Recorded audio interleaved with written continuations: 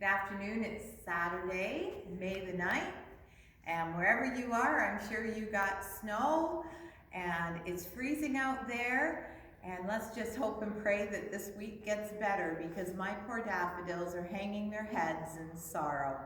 But tomorrow's Mother's Day, and it's also called Christian Family Sunday within the church. And so our messages today are to celebrate moms. And I'm wishing all of you a happy Mother's Day wherever you are. And hopefully somehow you can connect with your family. First of all, I'm going to share the scripture verses to celebrate women. Love is patient and kind. Love does not envy or boast. It is not arrogant or rude. It does not insist on its own way. It is not irritable or resentful. It does not rejoice at wrongdoings, but rejoices with the truth. Love bears all things, believes all things, hopes all things, endures all things. And that's from 1 Corinthians 13. Let your father and mother be glad.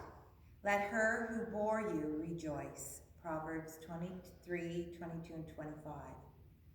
But the fruit of the Spirit is love, joy, peace, patience, kindness, goodness, faithfulness, gentleness, self-control.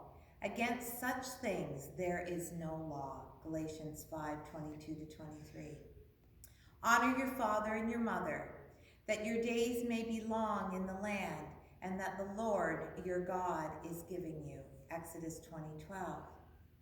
Her children rise up and call her blessed, her husband also, and he praises her.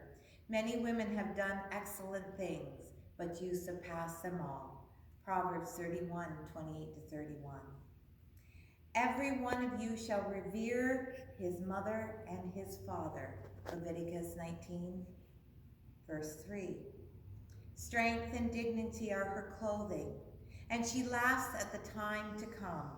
She opens her mouth with wisdom, and the teachings of kindness is on her tongue.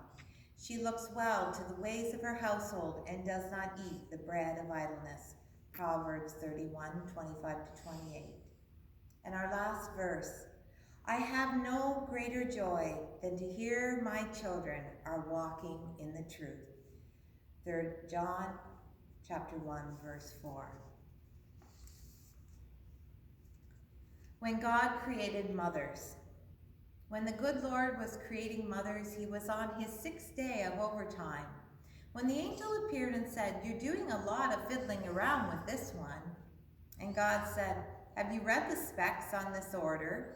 She has to be completely washable, not plastic, have 180 movable parts, all replaceable, run on black coffee and leftovers, have a lap that disappears when she stands up, a kiss that can cure anything from a broken leg to a disappointed love affair, and 6 pairs of hands." The angel shook her head slowly and said, 6 pairs of hands? No way. "It's not the hands that are causing me problems," God remarked. "It's the 3 pairs of eyes the mother has to have." And that's the standard model, asked the angel. God nodded. One pair that sees through closed doors when she asks, "What are you kids doing in there?" when she already knows. Another here on the back of her head that sees what she couldn't or shouldn't, but what she has to know. And of course the ones here in front that can look at a child when he goofs up and says, "I understand and I love you," without so much as uttering a word. "God," said the angel, touching his sleeve gently, "get some rest tomorrow." "I can't," said God. "I'm close to creating something so close to myself. Already I have one who heals herself when she's sick, can feed a family of 6 in 1 pound of hamburger, can get a 9-year-old to stand under a shower." The angel circled the model of the mother very slowly. "It's too soft," she sighed. "But tough," said God excitedly.